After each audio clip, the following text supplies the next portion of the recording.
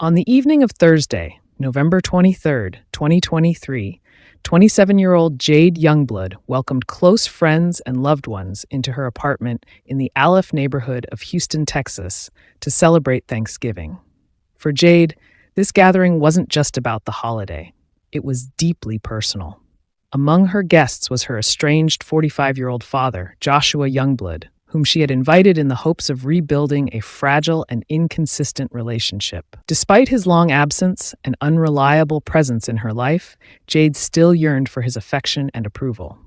That evening, Jade, her father Joshua, and one of her female friends were seen drinking and using drugs together. At first, the celebration seemed to be going well. Laughter, music, and the warmth of company filled the apartment. But beneath the surface, something far more sinister was unfolding. As the night went on, something changed. Both Jade and her friend began to struggle to breathe, their respiration turning shallow and labored. Their pupils constricted, their skin faded to a bluish, ashen hue, and their oxygen levels dropped to dangerously low levels, classic and terrifying signs of an opioid overdose. When morning broke on November 24th, Jade's friend regained consciousness, only to find herself in a horrifying situation.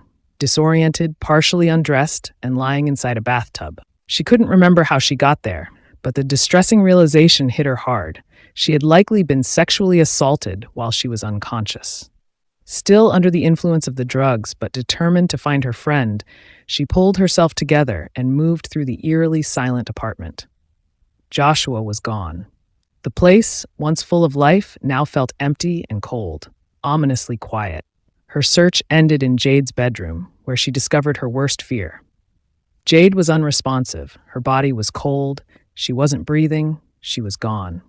Despite her own trauma, the friend had the clarity and courage to call for help.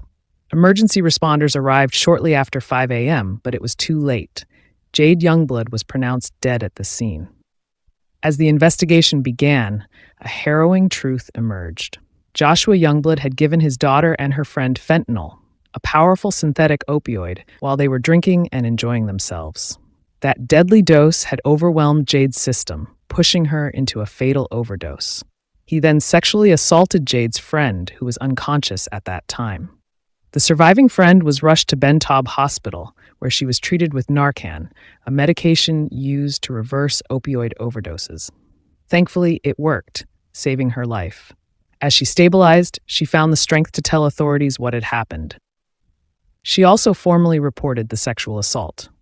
At the hospital, forensic specialists conducted a detailed examination, gathering vital evidence that would become key in holding Joshua accountable. Joshua Youngblood was soon arrested. Once investigators understood the chain of events, the case quickly shifted from an overdose incident to a criminal investigation involving murder and sexual assault. During police questioning, Joshua tried to deflect responsibility. He denied giving the women any drugs, claiming instead that he had warned Jade about Xanax. According to him, he simply passed out after drinking with the women. But his story didn't hold up. The surviving friend's detailed account, coupled with the forensic evidence from the apartment and her sexual assault exam, directly contradicted Joshua's version of events. Investigators pieced together a clearer, darker picture of what had happened and found numerous inconsistencies in Joshua's narrative. Under Texas law, which now allows murder charges in cases where fentanyl distribution leads to death, authorities moved forward swiftly. According to Chandler Raines, first assistant at the Harris County District Attorney's Office, Jade's case became the 8th filed under this new legislation. Joshua Youngblood was formally charged with murder and aggravated sexual assault. The latter charge stemmed from his assault on Jade's unconscious friend. A coalition of agencies, including the Harris County DA's office, the Harris County Sheriff's Office, and the Drug Enforcement Administration, worked together to ensure a strong case. At a press conference, officials didn't hide their horror. They described the case as appalling and heinous, a deeply disturbing combination of a fatal overdose and sexual violence.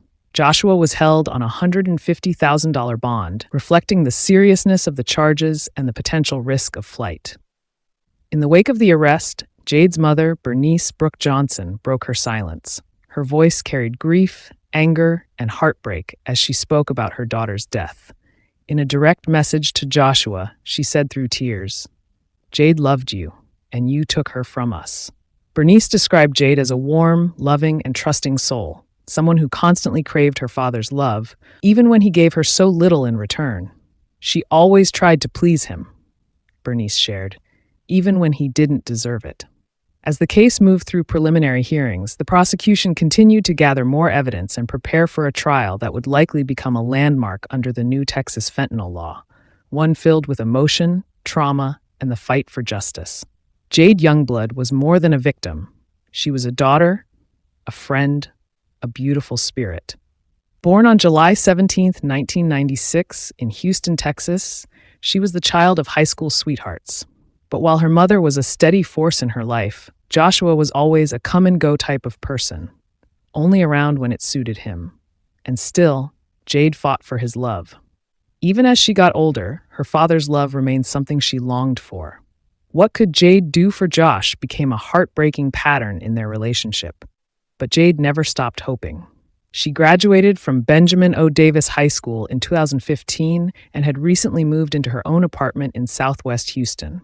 She was building her life, finding her own place in the world, until that tragic Thanksgiving night stole everything from her.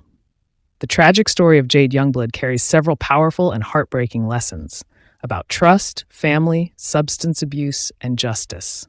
Here are the key lessons we can draw from her story. 1. Substance use can have deadly consequences. Even in a relaxed or celebratory setting, drug use, especially when mixed with alcohol, can spiral into tragedy.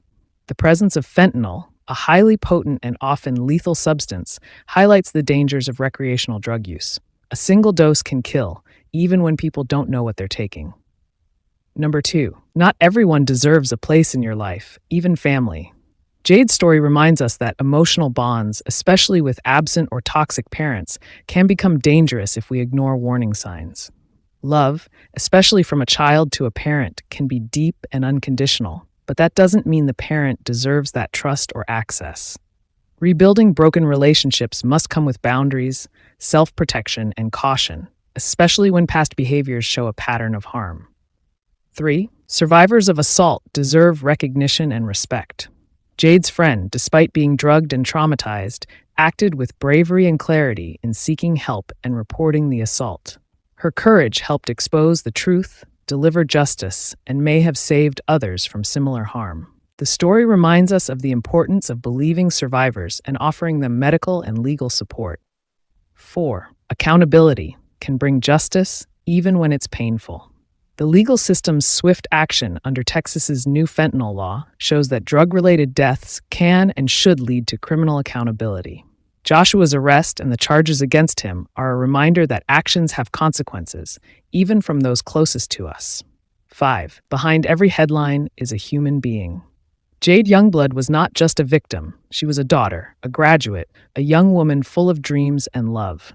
The emotional statements from her mother and the description of Jade's life show how important it is to humanize victims in crime stories. Every lost life affects a web of family, friends, and community. 6. Healing starts with truth.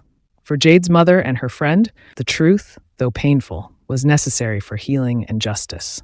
Speaking out, pursuing charges, and honoring Jade's memory all contribute to making sure her death was not in vain. May her soul rest in peace.